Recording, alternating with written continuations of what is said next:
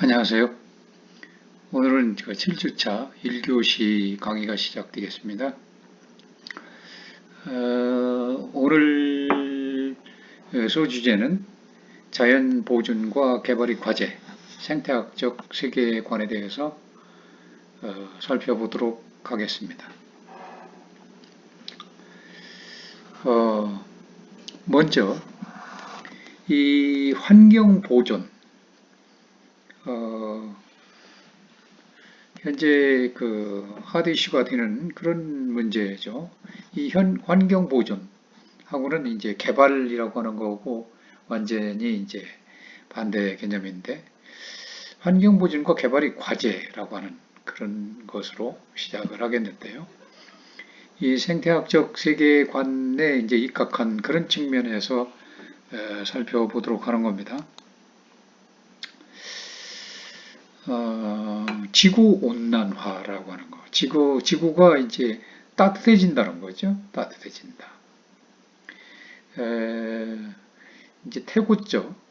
그러니까 뭐 45억 년 전 뭐 해에서부터 분리되어 가지고 태양으로부터 분리돼서 이제 지구가 불덩이가 돼서 식기 시작을 하고, 또 뭐 그것이 이제 뭐 빙하기를 거치고 또 뭐 그 어떤 유성이나 뭐 이런 걸 또 충돌로 해서 또 다시 또 불덩이가 됐다가 뭐 여러 가지 그런 역사적인 그런 기록들이 이제 과학적으로 규명이 되고 있죠.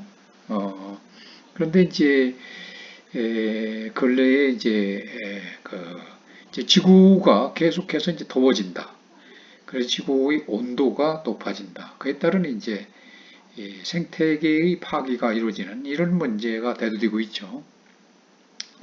이름하여 이제 지구 온난화라는 것인데, 이 지구 온난화는 이제 그것이 그 여러 가지 관점에 따라서 여러 가지 측면에서의 그런 규명이 이제 있을 수 있습니다만은, 특히 유력하게 대두되고 있는 그 논의 초점이 바로 90% 이상이 인간 때문이라는 거죠. 인간 때문.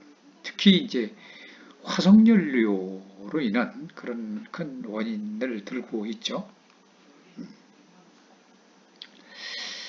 그래서 이로 인해서 이제 이 여러 가지 그 지구 온난화가 이루어졌는데, 지구 온난화가 이루어짐에 따라서 소위 얘기는 이제 대기권에 이제 이상이 생기게 되고, 자위선을 차단을 해주는 그런 대기층이 또 이제 파기가 되고 등등 여러 가지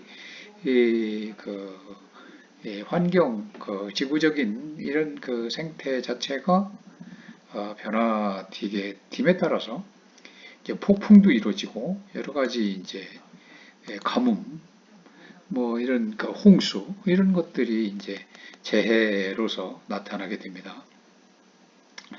이것이 강도는 그 옛날보다도 계속해서 강도가 더욱 강해지는 상황에 있습니다. 그래서 앞으로도 이제 여러 세기 동안 이제 계속될 이런 어떤 재해, 폭풍 이런 것으로 폭염, 한쪽에서는 지구 한쪽에서는 계속해서 이제 폭염과 가뭄이 지속되고, 한쪽에서는 뭐 완전 또 홍수로 재해가 계속되고, 이런 이상 기후 이런 것들로 더욱 극심해질 가능성이 있게 된다고 지금 예측이 되고 있죠. 뿐만 아니라 이제 그 북극이나 남극이 빙산이 이제 녹아가지고 온난화 때문에 결국 이제 수온이 높아지고 그에 따라서 얼음이 녹고, 그래서 물이 이제 더 많아지고, 그에 따라서 이제 지구도 점차적으로 물에 이제 잠길 가능성이 크다라고 이렇게 보고 있죠.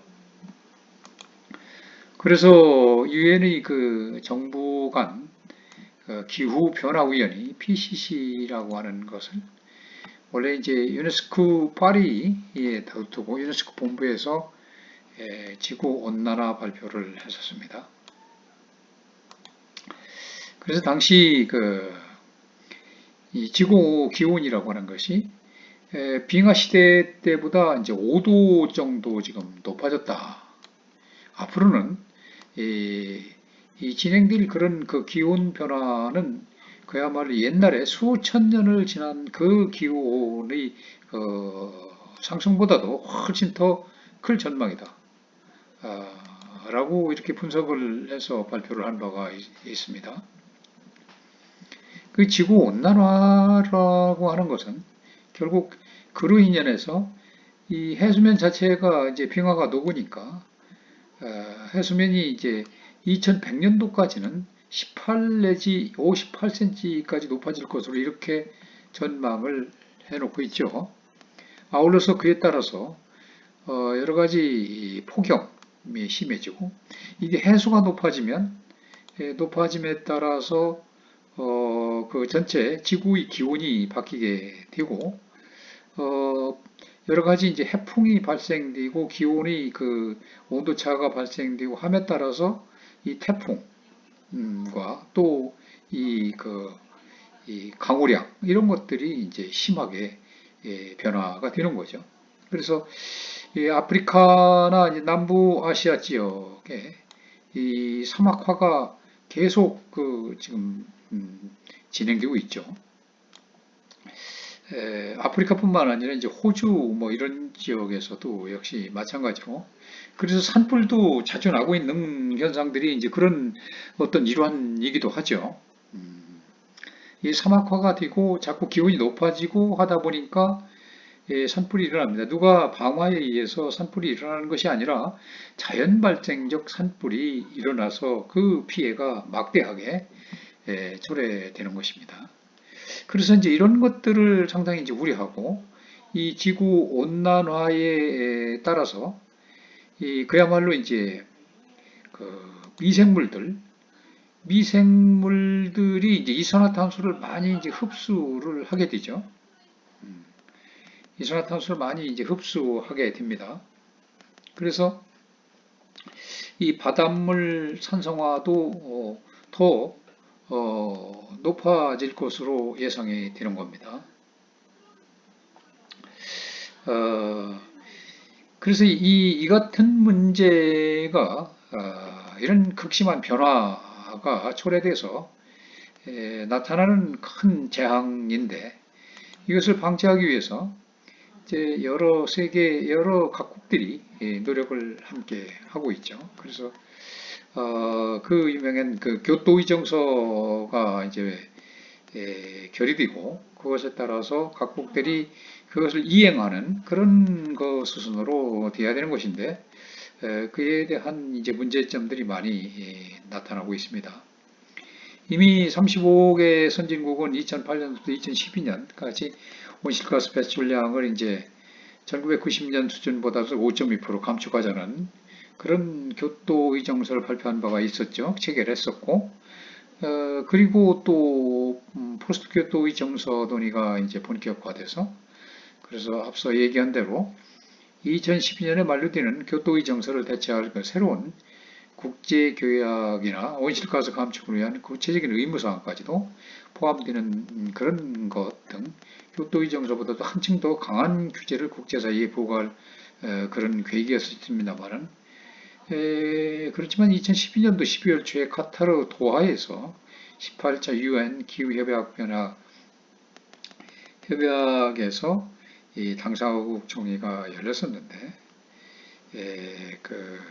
1992년 브라질 리우데자네이루 최초 회의 이후에 선진국을 중심으로 해서 지구온난화를 막기 위한 국제적 노력이 계속 이어져 왔습니다만은 1997년도 12월 일본의 교토 당사국 총회에서 교토의정서가 이제 채택되었고 또 이 의정서에 선진국의 온실가스 감축 목표치를 규정한 국제 협약으로 나타났고 이와 관련돼서 어떤 유일한 그런 법적 강제력을 지니게끔 이제 각국들이 서명해서 날인해서 합의를 한 바가 있는 것이죠.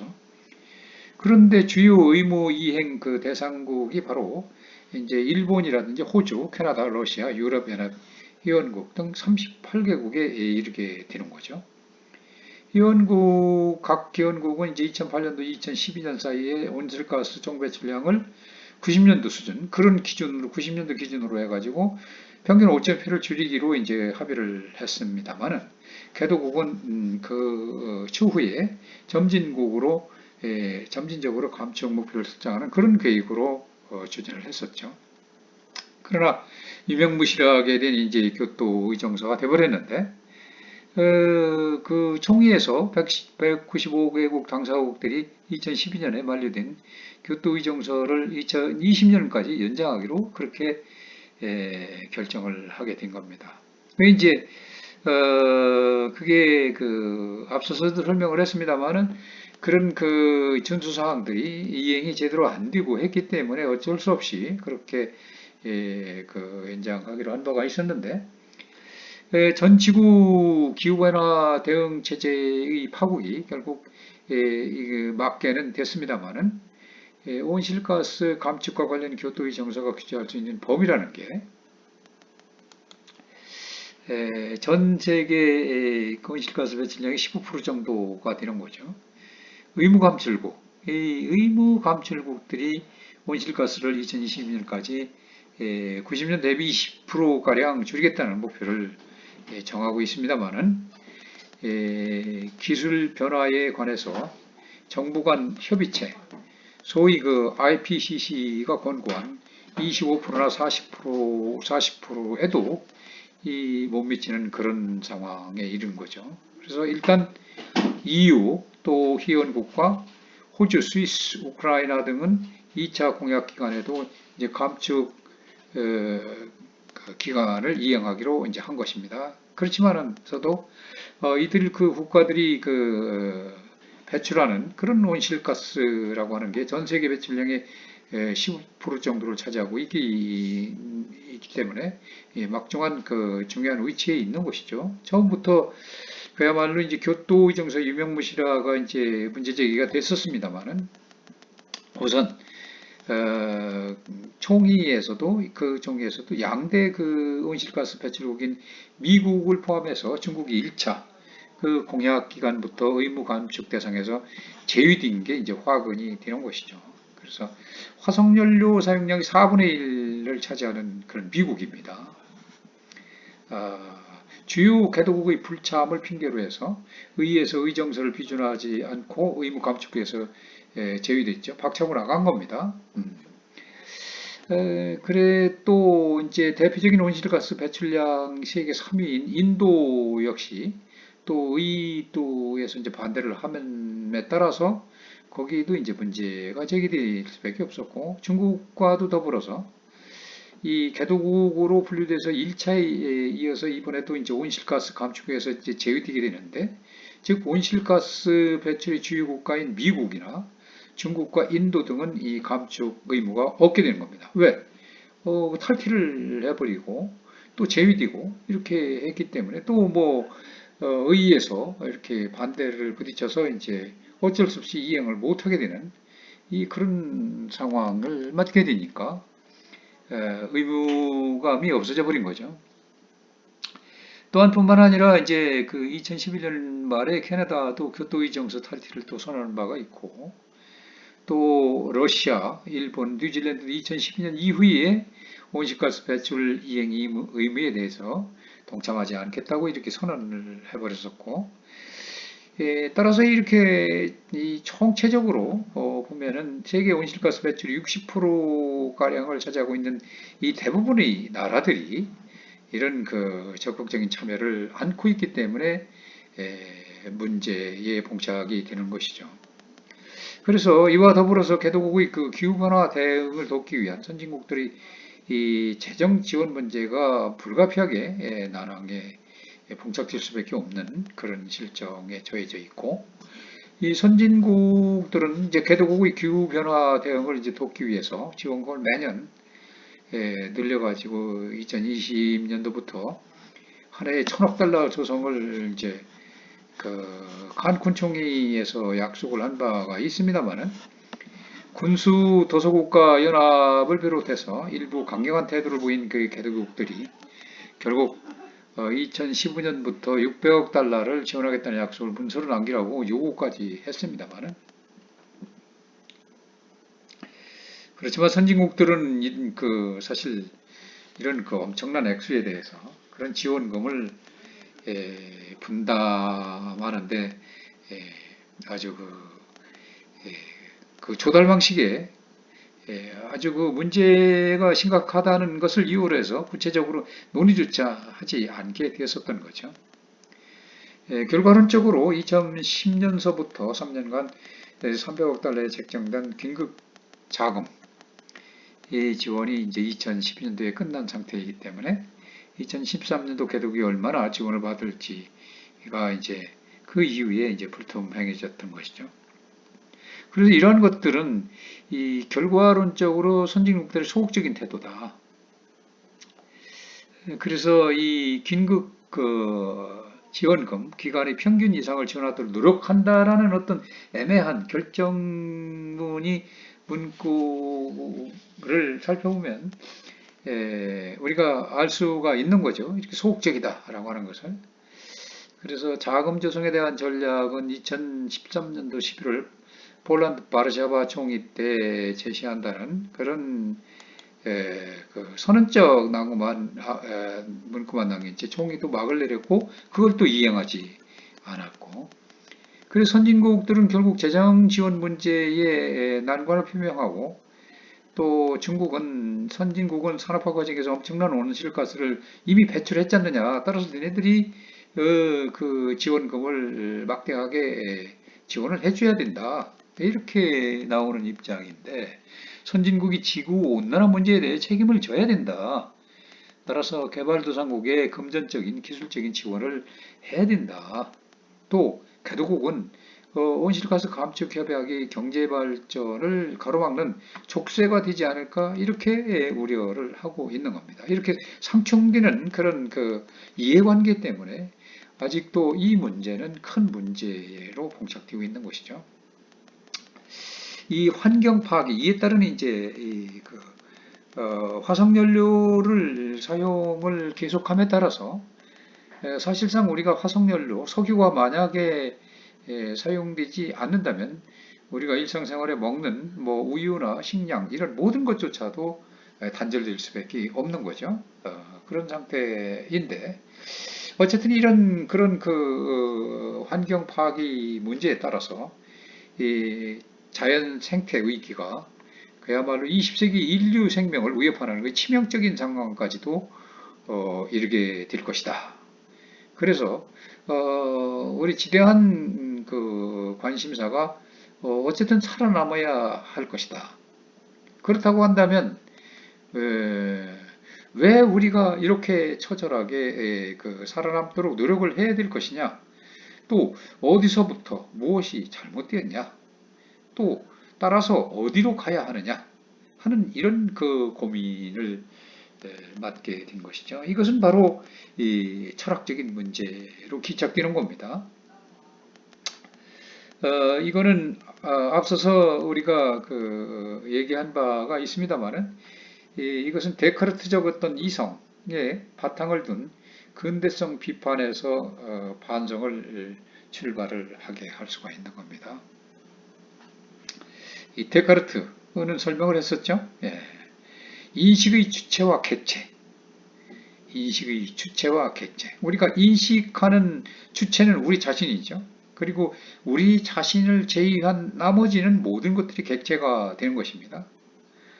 그래서 결국 인간과 인간 이외의 존재들, 인간 이외의 어떤 그러한 것들, 이런 것이 바로 이제 자연인데, 인간과 자연을 분리하는 이 이원적 구조, 구조적 사고 체계, 이것이 바로 데카르트적인 사고죠.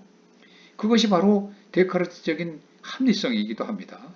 하나의 새로운 지평을, 우리 인류 문명사의 새로운 지평을 마련한 데카르트의 철학자가 이것을 주장을 했고, 그러한 논리나 그런 사고 체계의 바탕 위에 과학 문명이 고도로 발달되는 계기가 되는 새로운 지평을 마련하기도 했습니다만은, 이런 데카르트적 합리성은 결국 인간과 자연을 분리하는 이런 사고관념에서부터 출발하는 거죠. 그래서 결과론적으로 과학기술이 놀라운 이 발달을 이룩하게 된 것은 사실입니다. 그런 개가를 울린 건 사실입니다만 동시에 우리 이 그 지상에 하나뿐인 지구, 이 지상의 모든 그 생명과 인류 전멸의 위기를 초래했다는 그런 비판이 초래되게 된 것입니다. 이성에 근거한 그야말로 그 기존 사유의 틀, 이런 틀로서는 이제 더 이상 문제를 해결할 수 없다는 그런 상태에 온 거죠. 그런 깨달음을 깨닫게 된 것입니다. 즉, 다시 얘기하자면 인간은 이제 주체이고 인간을 떠난 모든 다른 이런 것들은 객체다라고 하는 사고관념, 데카르트적 사고관념, 이런 것은 이중구조, 또 구주적 사고, 이런 것은 인간과 자연을 분리하게 된 거죠. 그러니까 인간을 위해서 자연을 존재하는 것이지 자연을 위해서 인간이 존재하는 건 아니다. 이런 관점입니다. 그래서 모든 자연을 최대한 인간의 삶에 있어서 유리하도록 최대한 활용하고 개발하고 이렇게 하는 것이 이게 그 관건이다라고 하나의 새로운 지평을 마련했던 것이 데카르트인데, 데카르트는 상당히 공헌한 바가 큽니다만은 현대사회에 있어서의 그 어떤 그 생태론적인 측면에서는 비판의 대상이 되는 거죠. 그래서 이렇게 그 기존 사유의 틀, 이성에 입각한 기존 사유의 틀이죠. 사실 이성적으로 이제 이 판단했다라고 하는 것이 인간과 자연을 분리했다는 거죠. 자연을 얼마든지 개발하면 자연한테 유리하든 불리하든 관계할 것 없이 우리 인간한테 유리하면 되는 것이다. 인간을 위해서 개발해야 된다. 이 자연의 어떤 그런 현상들, 이런 법칙들, 과학적인 원리들 이런 걸 개발해서 인간한테 문명의 이기를 가져오게 해야 된다. 라고 하는 점들이죠. 그래서 그것은 더 이상은 이제 우리가 지금 접해져 있는 이런 현실적으로 부딪혀 있는 이런 문제를 해결할 수 없다라는 그런 사고를 하는 그런 깨달음에 이제 나오게 된 겁니다. 이것이 바로 생태 철학이죠. 생태 철학. 생태 철학입니다. 그래서 이러한 생태 철학은 바로 인간 중심에서 이제 생태 중심으로 패러다임을 전환할 것을 요구하는 것이 바로 생태 철학인 것입니다. 생태 철학, 바로 인간 중심에서 생태 중심으로 패러다임을 전환하는 것. 이것이 바로 생태 철학이다. 그래서 이 데카르트 이후에 이 철학이라고 하는 것은 아무리 자연이 말이 없고 이성에 의해서만 구성되는 것이라고 하더라도 이처럼 이렇게 주체와 객체의 이분법에 의한 그러한 모든 판단, 그런 사고체계, 이것을 이제 거부하게 되는 거죠. 그래서 이 거부하게 되는 동의는 역시 이제 총체적인 위기다라고 하는 거죠. 총체적인 위기. 그 위기에 처해 있기 때문에 이 생태 철학에 있어서는 그동안 대상으로만 우리가 주체가 아닌 객체이면서 우리 이익을 위해서, 우리 편리한 문명 이익을 위해서 대상으로만 존재했던 그러한 자연환경, 이것을 이제는 그것을 객체가 아닌 인식 주체, 우리가 인식을 하는데 주체로서 끌어들인다는 거죠. 이게 바로 생태 철학이라는 겁니다. 이 점에서 이 생태 철학이라고 하는 것은 환경 윤리학과는 좀 구분을 해야 된다는 점이 있습니다. 왜? 이 환경 윤리학이라고 하는 것은 인간을 둘러싼 환경을 얘기하는 거죠. 환경이 대상이 되는 겁니다. 그렇지만 이 생태 철학은 이 환경이 물론 이제 대상은 되는 겁니다만은 인간과 자연이라고 하는 개념, 인간과 자연이라고 하는 것을 하나로 묶는 세계관의 범주에 속하는 것이기 때문입니다. 즉 다시 얘기하지만 이 환경윤리학이라고 하는 것은 이 인간을 둘러싸고 있는 환경, 이 문제, 또 인간, 이 두 가지 관점에서 이제 다루는 그런 분야입니다만은 생태철학은 하나라는 거죠. 인간과 자연, 하나. 인간도 결국 자연의 일부이고, 따라서 큰 범주로 본다면, 카테고리로 본다면 결국은 자연과 인간은 하나이라는 거죠. 이렇게 관점을 달리하기 때문에 생태철학이나 또는 그 환경철학은 좀 구분이 된다는 거죠. 이 생태철학이라고 하는 거, ecological philosophy라고 하는 거, 또는 뭐 에코필로소피라고라도 하죠. 이 70년대, 1970년대 초반 미국에서 환경철학의 일부로서 등장을 하게 된 것이죠.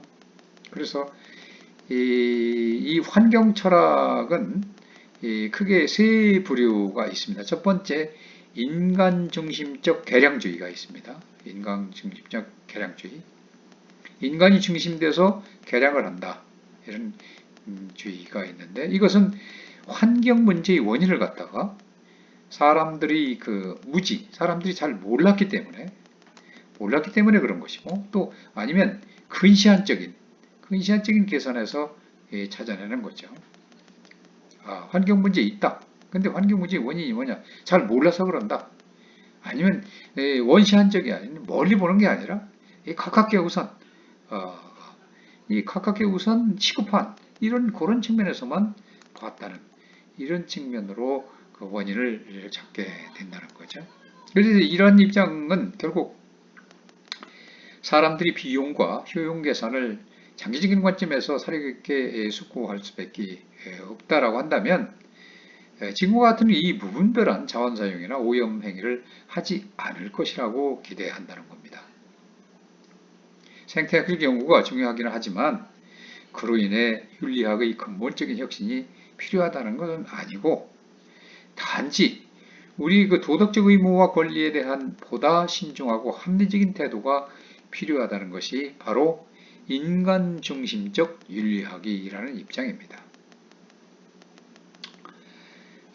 그래서 이러한 그 입장에 따르면 생태학이 도덕이나 윤리에 깊은 관심을 갖는 것은 그것이 인간의 행위가 갖는 예측하기 어렵지만 지극히 중요하고 그리고도 미묘한 널리 그리고 미치는 그런 결과들을 보여주고 있기 때문이라는 것입니다.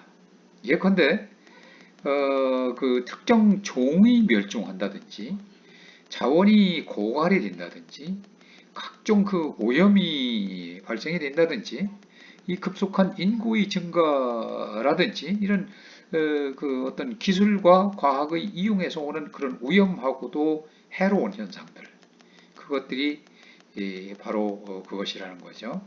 그렇지만 이런 현상들은 인간에 의해서만 통제되고 예방될 수 있다는 것이죠.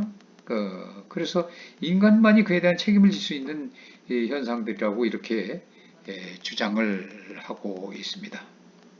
그래서 대부분의 이 그리스도교적인 윤리신학자와 그리고 철학자들이 이런 맥락을 갖고 있으며 그래서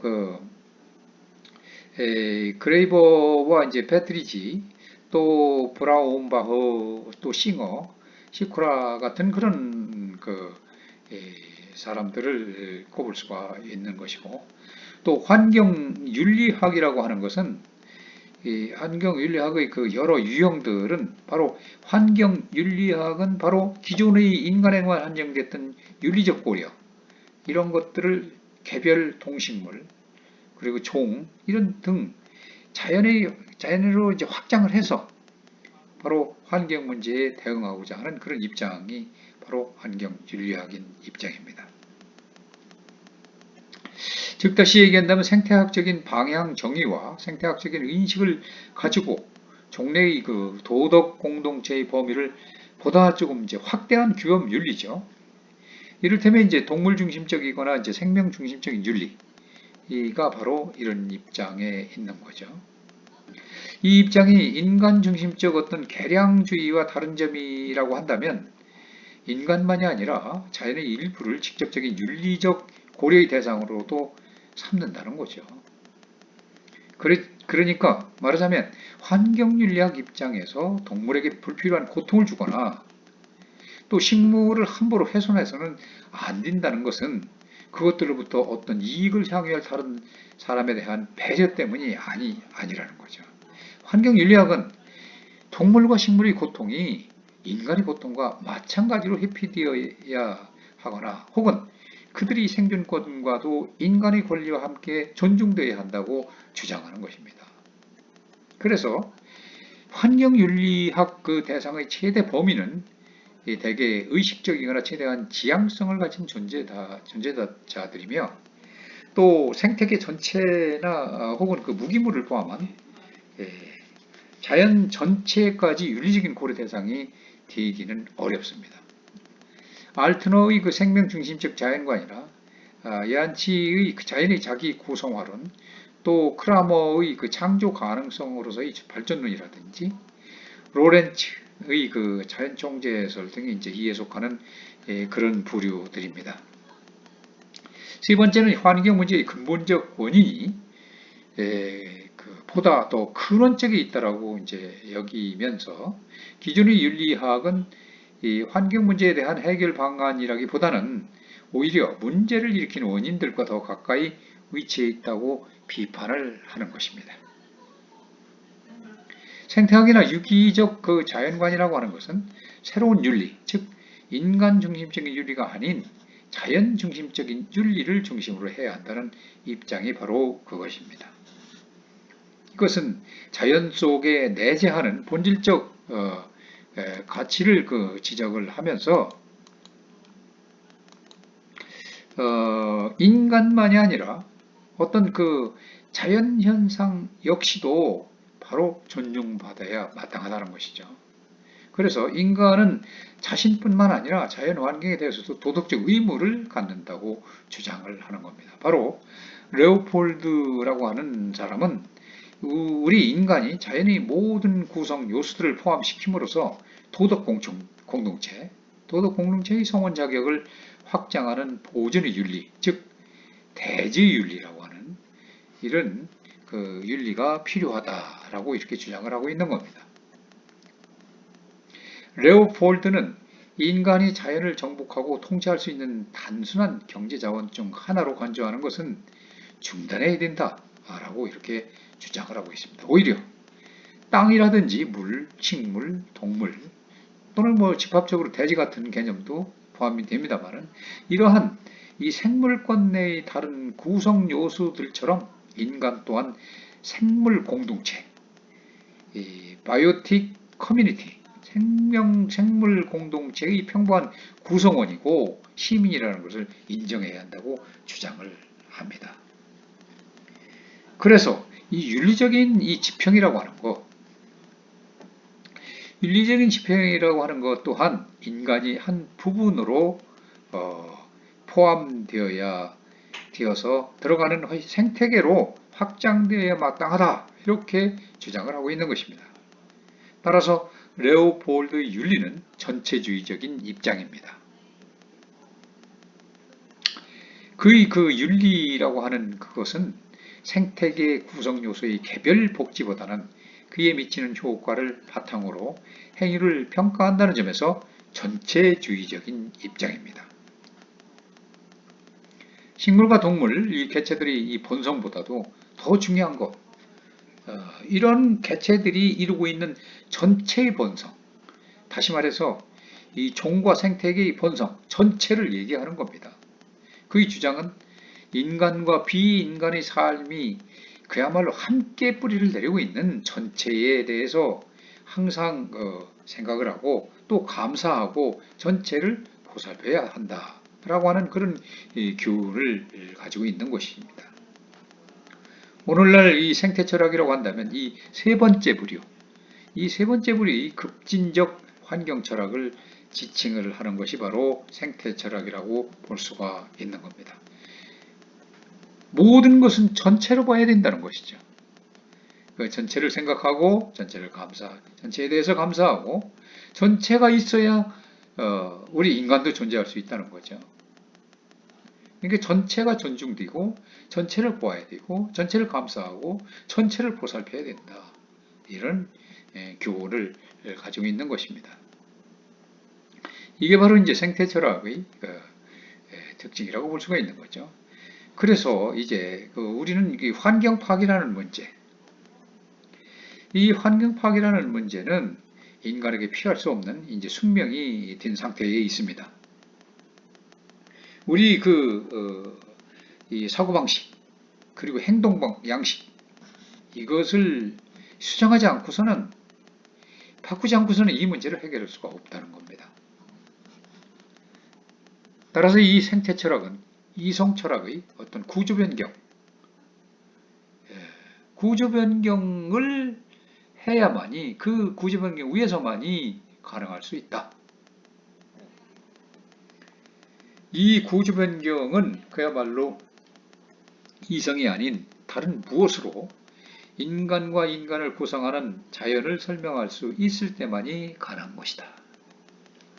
그러므로 이 생태철학이라고 하는 것은 지금까지 모든 철학, 특히나 이 자연철학의 정면으로 대립될 수밖에 없는 것이다 라고 하는 거죠.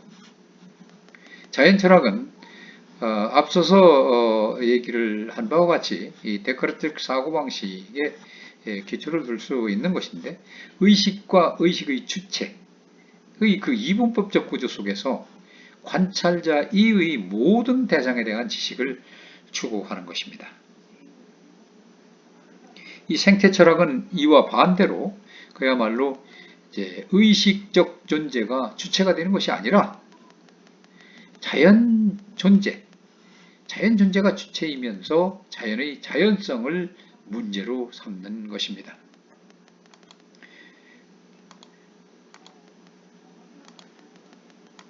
그러니까 우리 인간이 의식하는 주체죠. 나머지는 의식의 그 객체일 뿐입니다. 근데 그것이 아니라는 거죠. 그것이 아니라는 겁니다. 바로 의식적 존재가 주체가 되는 게 아니라 자연 존재가 주체이면서 또 자연의 자연성을 문제로 삼는다는 겁니다.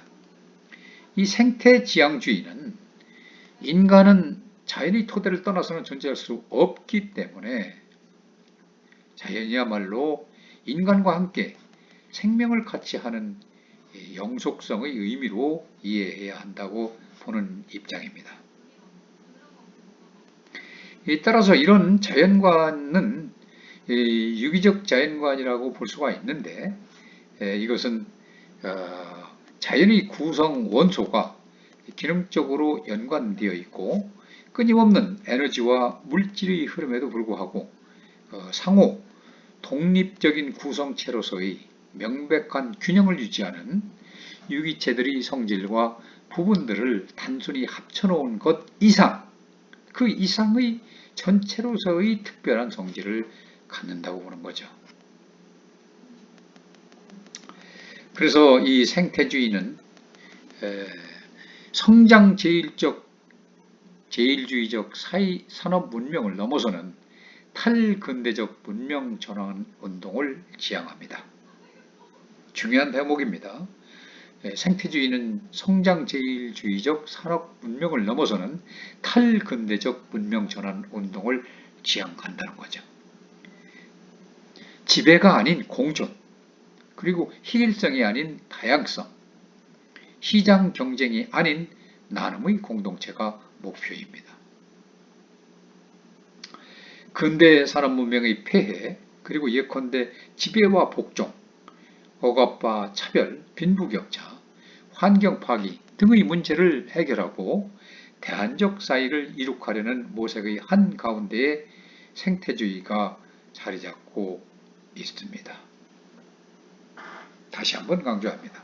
이 생태주의는 성장 제일주의적 산업 문명을 넘어서는 탈근대적 문명 전환 운동을 지향을 하고 있는 것이죠. 그래서 지배가 아닌 공존, 우리 사회도 마찬가지고 자연도 마찬가지고 지구 전체도 마찬가지입니다. 지배가 아닌 공존, 그리고 획일성이 아닌 다양성, 우리 사회도 마찬가지죠. 그리고 시장 경쟁이 아닌 나눔의 공동체, 나눔의 공동체가 경쟁에 의해서 모든 것이 이루어지는 이런 것이 아니라 나눔의 공동체가 목표가 된다는 겁니다. 근대 산업 문명의 폐해가 고스란히 문명의 이기를 해서 그야말로 편리한 그런 생활을 가져오긴 했습니다만 그 폐해가 이루 말할 수 없이 현실적으로 지금 닥치고 있는 우리의 문제입니다. 예컨대 그런 것들이 이제 지배와 복종의 문제, 억압과 차별, 빈부의 격차 문제, 환경 파괴의 문제, 이런 문제를 해결하고 대안적 사이를 이룩하려는 그 모색의 한가운데에 무엇이 있느냐? 바로 생태주의가 자리 잡고 있다는 것입니다. 이처럼 이 생태 철학이라고 하는 것은 환경을 존재론적으로 인식하게 하면서 환경을 존재하는 그런 것으로 이제 주체로 이제 인식을 하게 된다는 거죠.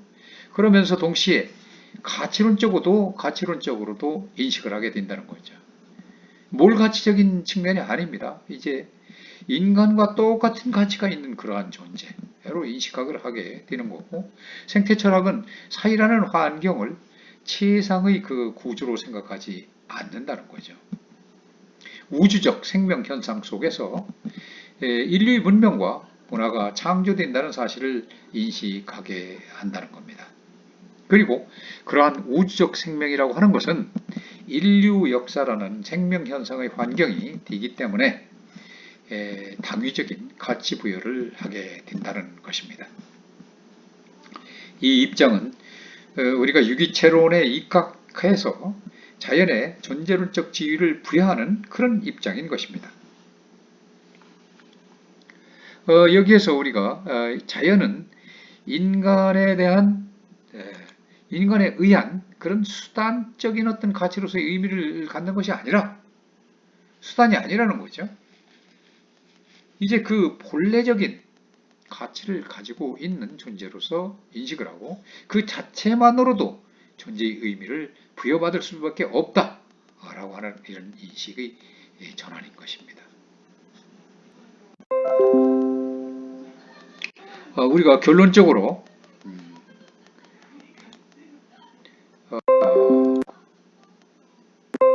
생태지향주의, 이 생태지향주의자들은 환경 문제의 궁극적 해결을 이 환경 파괴의 핵심적 원인인 소비주의를 새로운 가치로 바꾸고 그러한 가치에 근거해서 인간들의 그 산업 방식을 근본적으로 변혁을 해가지고 세계화가 초래하는 어떤 정치적, 문화적, 생태적 위기에 효과적으로 대응할 수 있을 때 가능하다라고 보는 것입니다. 그래서 이 생태주의는 21세기 이 철학의 핵심 화두가 될 것으로 보입니다. 생태주의 철학적 변형으로서 이 생태학이라고 하는 것은 아직 당위론에 이제 머물고 있는 그런 상황에 처해 있습니다만은 철학으로서 총체성을 얻기 위한 방법론은 모색 단계입니다. 우리의 삶은 완전히 생태적 합리성을 배반하는 파기적 문명의 뿌리를 둔 채 이 생태철학과 현실은 그야말로 물과 기름처럼 겉돌고 있는 것이 현실인 것입니다. 현 시점이 미래 사회의 그 새로운 문명을 창조해야 하는 중대한 그런 그 사회 변화기라고 볼 때에 여전히 이제 우리 시대의 문명을 뒷받침할 수 있는 이 기교론적 사세계관, 소위 얘기하는 그 이 구조론, 데카르트의 그 이원적 사고, 이런 것, 이원론적 자연관에 대한 비판적인 고찰과 새로운 그 세계관, 자연관의 그 합의, 이런 것이 결국 대단히 중요한 작업이 될 수밖에 없습니다. 그래서 이런 다양한 그 현대 환경론 논의 가운데 과연 어떤 입장 그리고 어떤 내용이 미래사의 그 새로운 문명을 창조할 것이냐, 그리고 전 지구적인 그 생존과 행복을 보장해 줄 수 있는 것이냐라고 하는 이러한 그 고민들이 뒤따라야 할 것으로 보이는 겁니다. 오늘 강의는 여기서 끝내도록 하겠습니다.